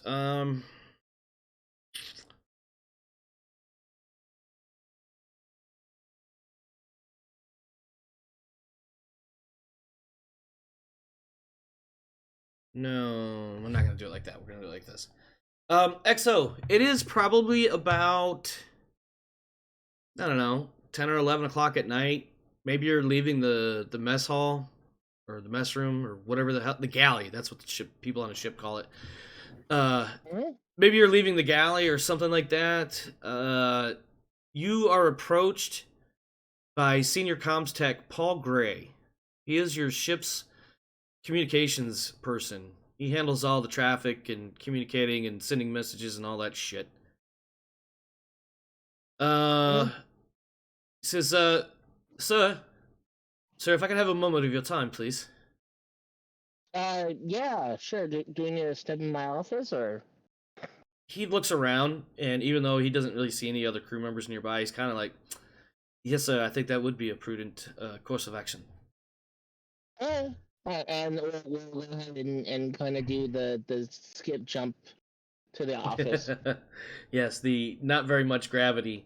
Well, no, you're on the. If you're going to your actual office, there would be gravity. So, Yeah, but it's not a full G, right? It rotates it's into yeah, it's like a third or or something like that. Yeah. Yeah. So once the door closes, you'll notice that Comstech Gray becomes even a little bit more apprehensive, visibly in his body language.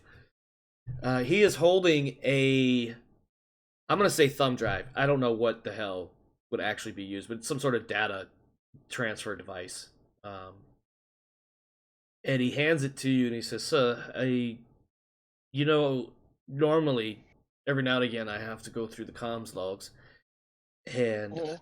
I found something odd. Do I you want to elaborate that or? Yes, I'm trying to find my words, and my accent too. So, um, the gist of it, sir, if you notice, and he'll bring up the record if you'll let him. I'm assuming you won't stop him from. Yeah, no, yeah, I'll swivel the screen around or something like that. Yeah. And... He will bring up the specific series of log inputs and records where he's talking, and he says, "That's right there, sir.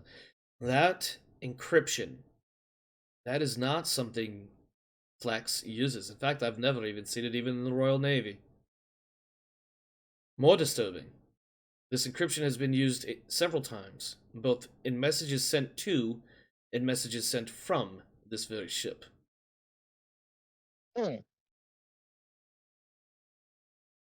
That is interesting. Is there a repeating time schedule when it happens? Is it random? I have not noticed any patterns. It does not necessarily appear random, and I realize how those two statements may be contradictory. What I have noticed is that they are inconsistent at this point. 6 or 7 messages, and he does a quick little count. 6 different messages, all stemming back to prior to departing terrain. Messages sent, there are no senders or receivers logged, just the message traffic itself. The messages are heavily encrypted, nothing that we can break here. And then the message itself is deleted, leaving only this tag behind, indicating that there was the message. No indication of where it went or where it came from, just that encrypted message received or sent. But we have a timestamp of when it was sent? Yes, and I didn't actually prep specific dates and times. There's one. That's fine. Yeah, there's various ones. Like I said, every week or so there's another message, but always at a different day or time. And this goes all the way back to prior to leaving. Like probably one 2 or 3 weeks prior to leaving terrain, and then one shortly a day or two before leaving terrain. Okay. That's fine. The timestamp will limit the window of who could receive the message. To a point. Huh. Yeah, no, Sir, I thank must you for bringing point. this to my attention. Sir, I should also point out that this never came across my desk, as it were, my station. I never received notice that this message came in or was sent. Just only in the log. It's almost as if somebody was trying to cover their tracks and forgetting one crucial step. Yeah, no, I can see how it looks like that. thank you for bringing this to my attention. Thank you for trusting me with this. Yes, sir. I Um, just hope that. And he For doesn't now? he doesn't say anything else. He just says like, and I hope, and he's like, no, probably shouldn't say that. and for now, until I can investigate this further, let's keep this between us. I don't want you to take any further actions on this. Yes, I sir. will look into this. Very well, sir. Is there anything else you would like to add to this? This is off the record, of course. I honestly, sir, this is all I have. I don't even have a separate copy for myself. Honestly, I don't think that's a wise thing. If this is anything more No. dubious than personal messages between lovers, I don't want to know more about it, to be honest. Right, and if it's something criminal, holding this thing is evidence of you partaking in it. Potentially, yes. I'll- As you may I'll- or may not know, sir, I did serve in the Royal Navy, and I was a comms officer there as well. This is, how can I say this? This is illogical and also unprofessional, one could say, perhaps. I don't know. There's a word, I can't think of it. No, I hope it's just someone playing ponies, just putting bets down. they're just Could you trying imagine to- that? Somebody's trying to put money down on the Kentucky Derby through Right, illicit yeah, no, communications traffic when there's an entire infrastructure that is allowed for that sort of thing. Sorry, go ahead. I hope it's just something stupid that they're hiding. They don't have to hide. Yeah. Yeah. And it may be doing that, it may not be. You may notice me introducing additional subroutines and algorithms into the comm system. Yes, sir. That will be me trying to investigate this. Don't hamper them and don't poke at them. Very well, sir. All right, thank you. Dismissed. Yes, sir. And he'll leave, and he'll go back to doing whatever it is a comms dude does at 10 or 11 o'clock at night. And I guess I'll write my contact at. I have a separate contact that works at Flex, Okay. which I don't think we've ever fleshed out. Let me see. Let me peruse your character sheet right quick. Yeah, so I have 3 allies. One of them is my wife. Yep. One of them is with Flex, and one of them is somewhere else.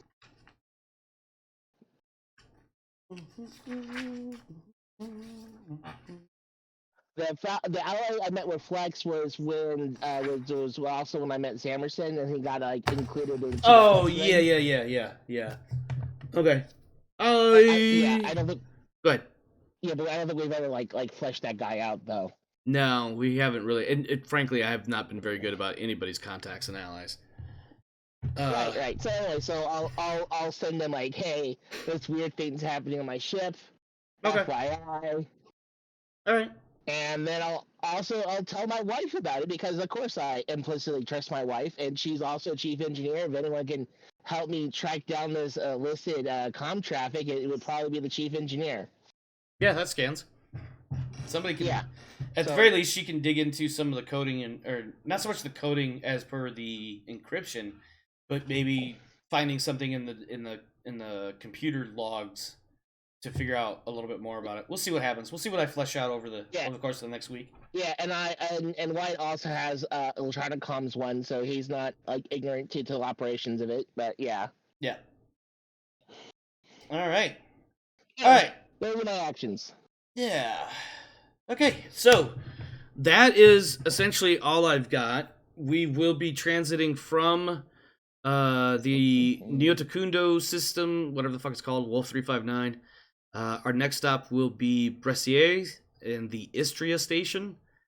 I don't have a whole hell of a lot more prepped for the rest, so we're pretty much at an end for tonight. Hey, let me add something just Sure. to give you a thing. So I'm gonna go back to my quarters, but I downloaded onto Yes. my network the alien thing and the Uh-huh. planet. So I'm gonna incorporate that, basically do up a report separately of everything that went on and just forward that on encrypted to the XO. Okay. With questions and concerns, that what we found, and so he could pursue all the materials that the station had prior to it maybe mysteriously being erased or conspiracy or whatever you want to do to it. So, and then I'm gonna download it onto a data chip myself and hide it someplace. You could put it in the ceiling tile, maybe.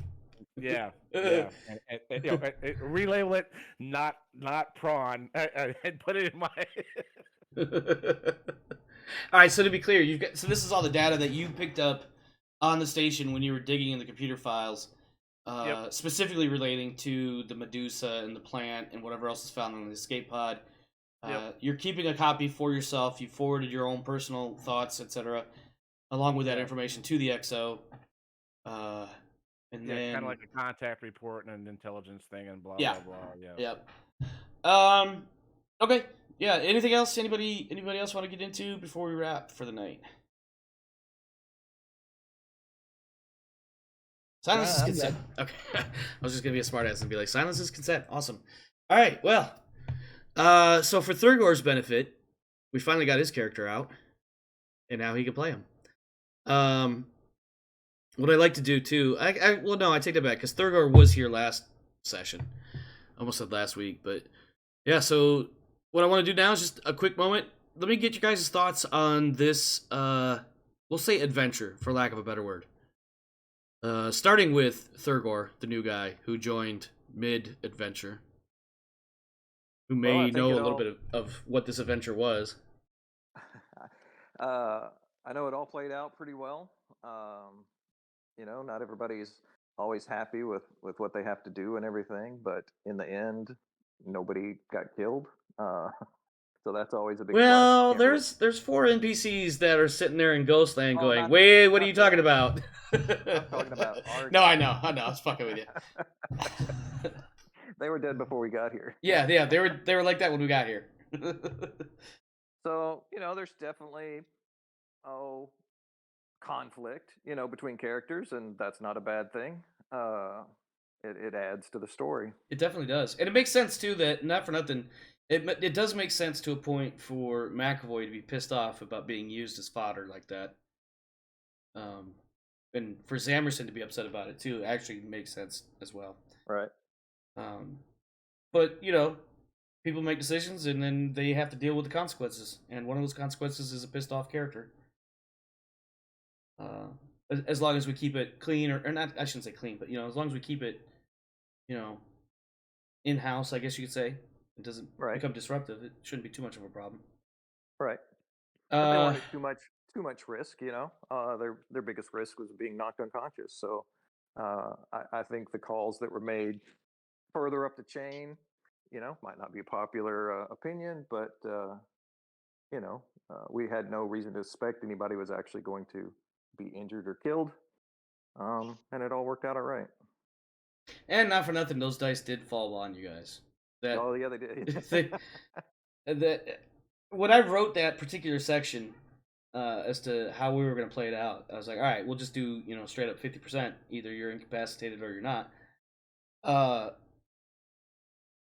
And then watching first a 4, and then a 6, and then a 5, and then finally another 6. I'm like, okay, listen, I'm trying over here. You guys are trying over here. The shit's just not working. Like, your idea of putting that sedative on the one dude, and then that changed it from instead of a 4+ to a 5+, and he still rolled a 5. I was like, well, okay, listen, I can't do anything about that. Like, that's just... Because I was fully prepared, like, at that moment, once you made that suggestion, I was like, all right, we'll just change the odds then. And you were like, all right, I give him the sedative. Okay, roll your dice. And I was fully prepared for it to be 1 through 4. I was like, all right, cool. Yeah, he walks in, no problem. And then, all right, now the plant's going to die. All right, done. We can move on to the wrap-up. Not the wrap-up, but, the epilogue or whatever you want to call it, and the other scenes I had planned. And, no, you had to go and roll a 5, so thanks for screwing it, I guess. I don't know.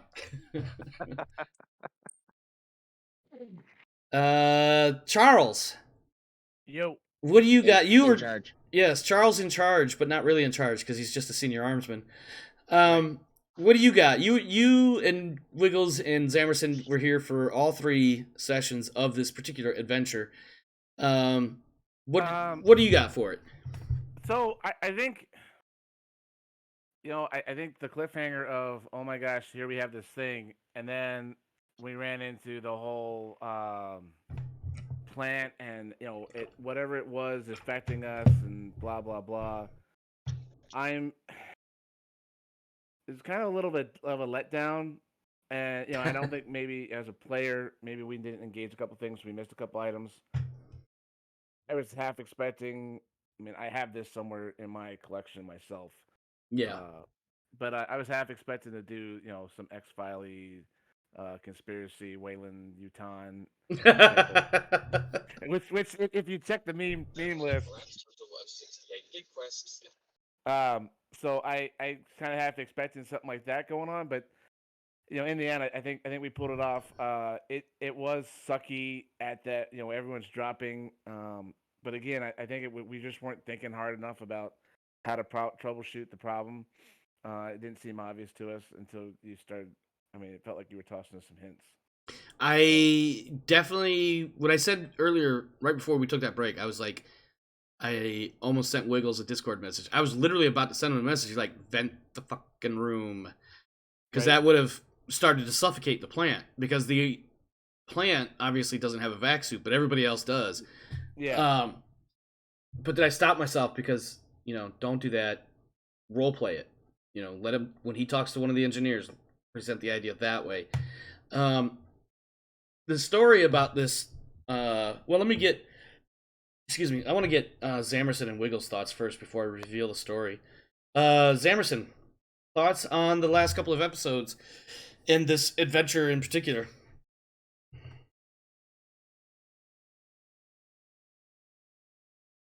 Zamerson? Sorry. Well, for me I'm sure it was better for everybody else's characters, but for me personally, this particular adventure was really quite dull for me.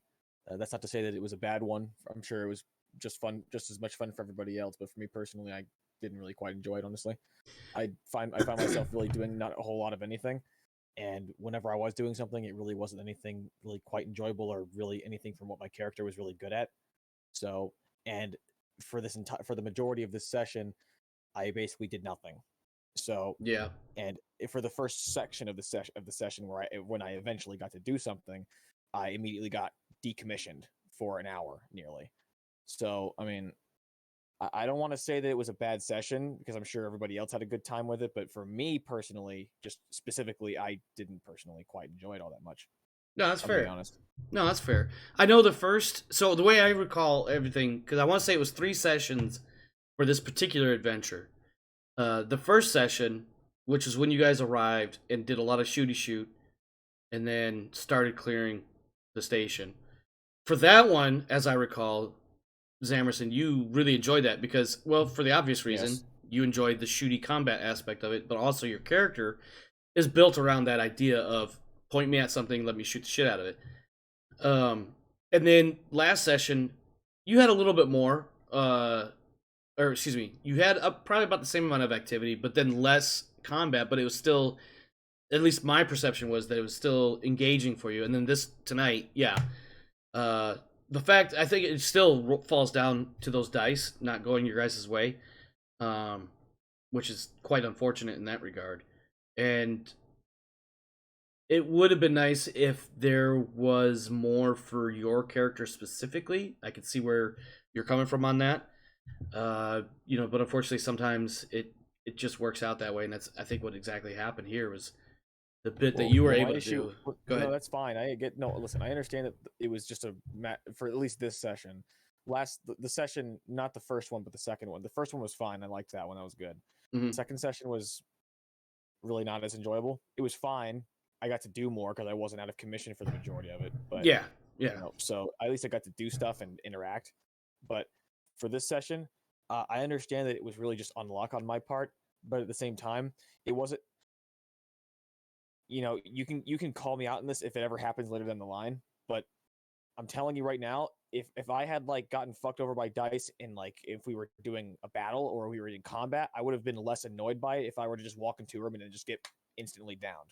Right? Yeah. Maybe granted, it wasn't an instant down for my character. It was an instant down for all of my people that I currently have under my control. Yeah. And then an instant down seconds later for my character, or Yeah. what could effectively be considered seconds later. So I So- wonder if instead of, not that I plan on running this particular adventure anytime soon again for anybody else, but I wonder if maybe instead of going from 0 to 60, maybe go to 0 to 30, where they're not incapacitated, but they're definitely hindered.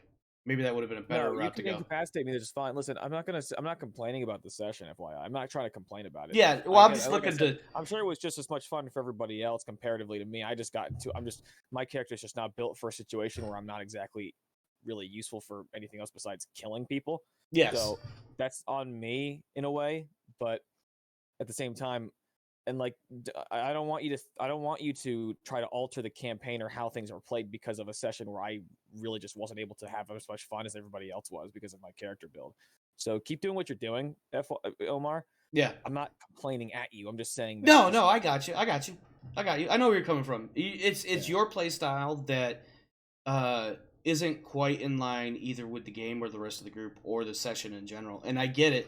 And so, me as the GM, my responsibility is to try to incorporate things that will apply to your character a little bit more than maybe I would otherwise have planned for. That way, because my goal obviously is to have all players engaged, and realizing that sometimes it won't always work out that way, but the effort needs to be there, and at least some engagement is better than no engagement for that character or that player. I would honestly prefer you to keep doing what you were normally doing, and how I don't want you to alter the game for my sake. Okay. Yeah, no, we're not talking anything like we're not talking about like a massive rewrite sort of scenario. This is where, instead of having relatively non-combat things happen 3-4 episodes in a row, maybe adding one that is a little bit more combat heavy than it otherwise would have been. Because at the end of the day, if I do a massive rewrite, that kind of screws everybody else. Because they're not set for instance, a heavy combat scenario. Exactly. One after the other after the other. On that note, let me see what does Wiggles have to say about the last 3 episodes and this adventure in particular. Who is currently muted, in case he forgot.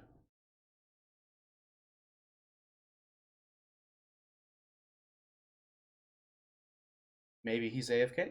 Oh, there he It's goes. fine. I enjoyed it. I had fun. I felt like I was, commandering things and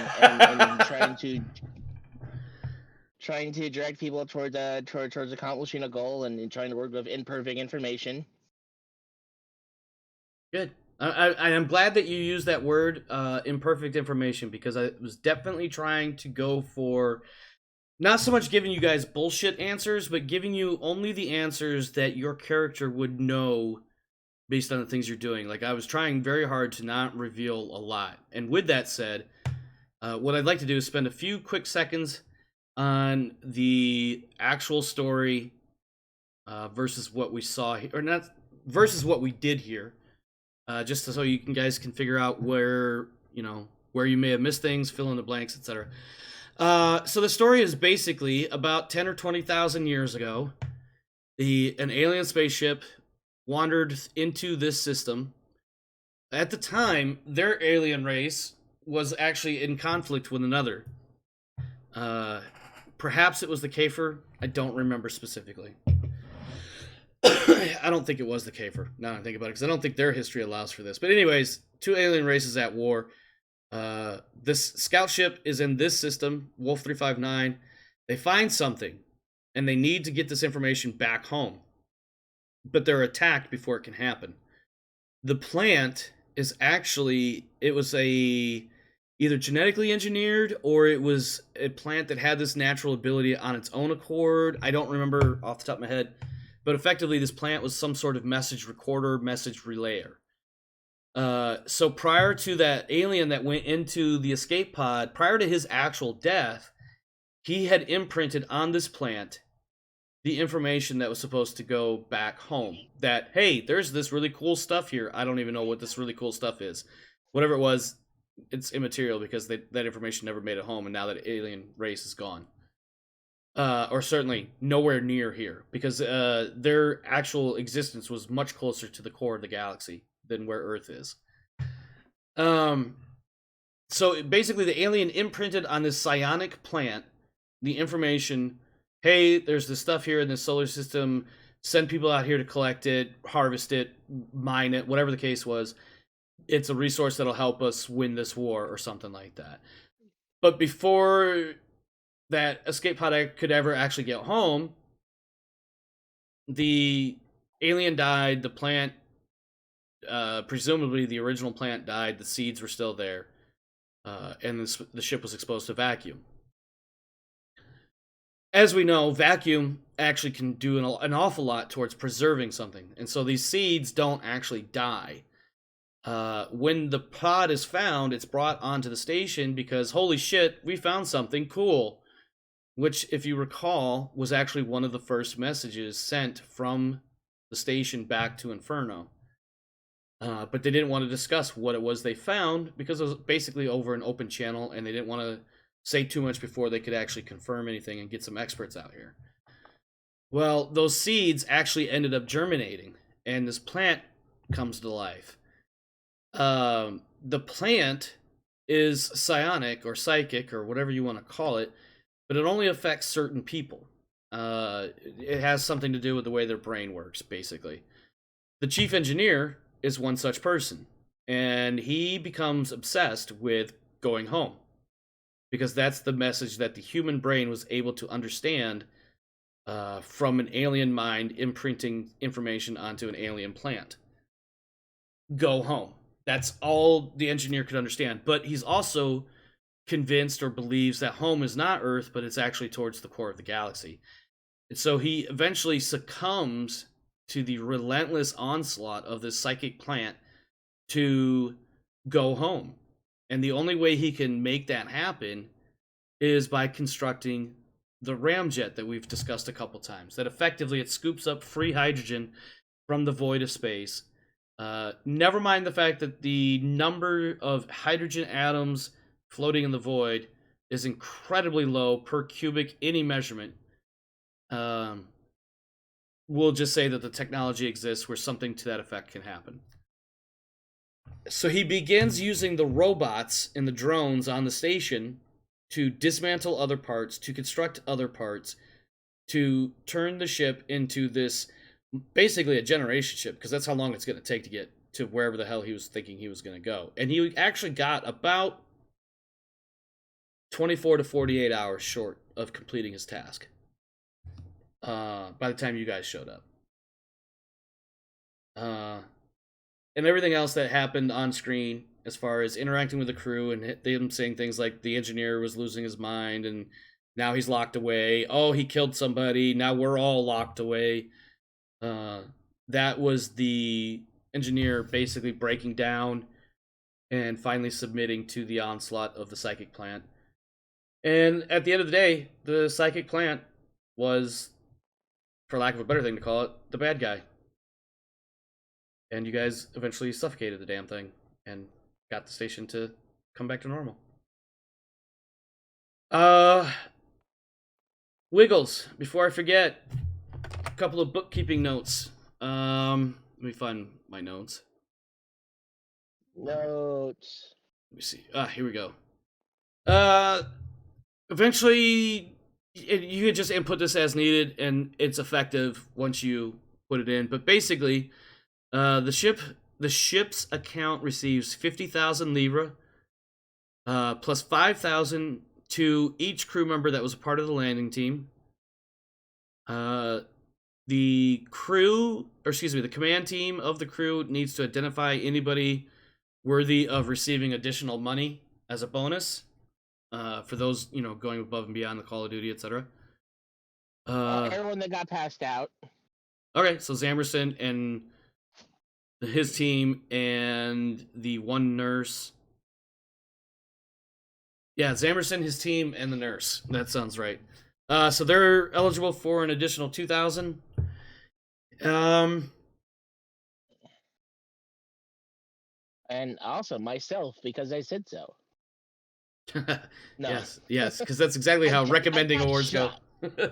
You did get zapped. Shot. No, you got zapped. You got zapped. It's not the same as shot. Yeah, so go ahead and... So all player characters, other than Milligan, because he wasn't there, Go ahead and add 5,000 for Zam.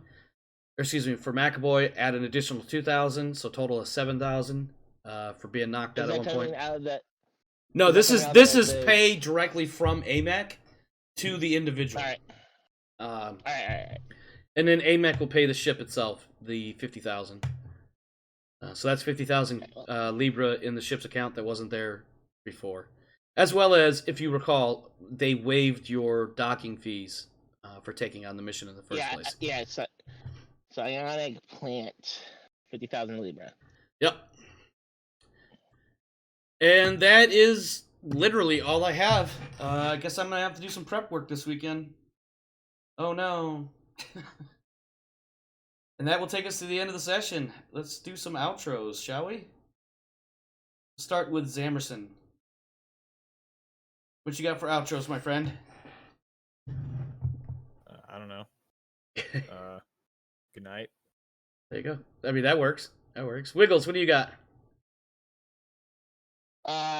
One of my players for my paid-for game decided to make his character with Mega Traveler, despite me constantly saying that this game is using Mongoose Traveler 2E, and I thought, fine, whatever, I could transfer the character over there.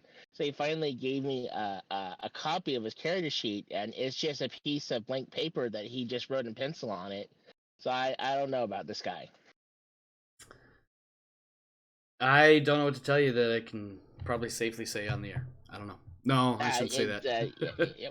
No, weird, unexpected. I'll say that much. Yeah, indeed. Who do we got next? Thundergore, what do you got for us? Outros. Oh, not a whole lot. Glad to finally get started. Yeah. And glad to hit next week and actually do some real playing.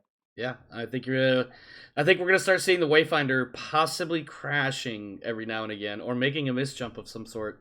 Now that I actually have to do piloting roles. Oh, you can still wave the astrogation.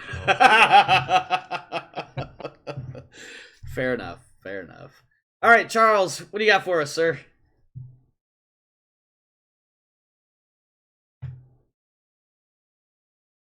Charles? He's gone off a tabletop. Yeah, he He's still in dropped. the chat. Yeah, I'm wondering if he's having connectivity concerns. Charles? Yo. What do you got for outros, my friend? Nothing much. Just stay cool, stay dry, and have fun. No worries. All right. Yeah, that's all I got. This is the last stream of the week. My next stream will be on Sunday, the 14th. We will be moving into week 5 of the Greyland Trios League. Forget who is playing whom, but we did just wrap our 8-team last team standing match this previous Sunday. You should check that out on YouTube if you haven't already. It was a hell of a fun time, and there was an awful lot of dead mechs after the fact. But yeah, this is the last one for the week. So, my friends, stay safe out there. Do what you got to do to get by for you and yours. And as for me and mine, we are out of here. Have a good one, my friends.